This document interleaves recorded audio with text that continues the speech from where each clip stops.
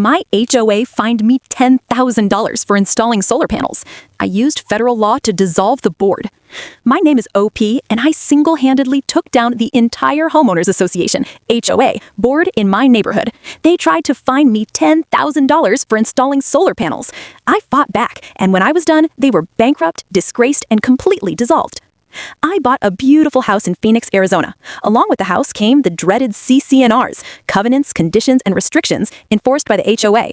I decided to go green and installed a state-of-the-art solar panel system. It was placed discreetly on the back slope of the roof, compliant with state law.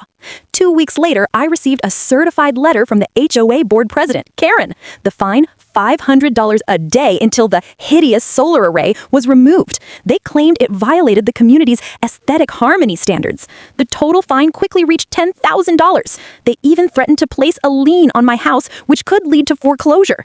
I was furious. I consulted a lawyer specializing in HOA disputes. My lawyer explained that the state of Arizona has a Solar Rights Act, which severely limits an HOA's ability to restrict solar installations. They can only enforce reasonable rules.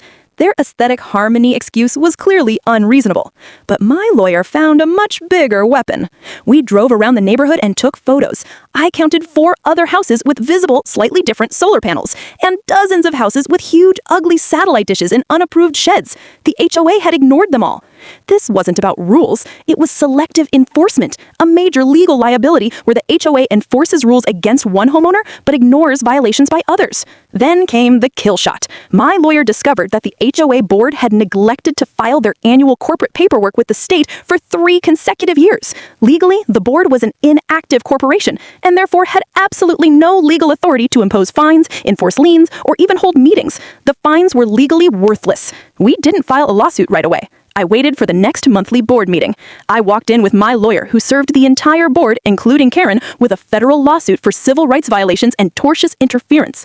My lawyer didn't argue about the solar panels. He just handed the state filing documents to Karen and announced to the 20 confused neighbors that the entire board and the HOA itself were operating illegally as an inactive corporation. The meeting dissolved into panic. The fine was voided instantly, but the legal mess and bad publicity caused the management company to drop them. The state eventually forced the community to elect a new board, but the legal fees and fines bankrupted the old board members and effectively dissolved the power structure that had harassed homeowners for years. My solar panels stayed, and the new board never bothered me again. I could have just paid the $100 fine and moved on, but they threatened my home.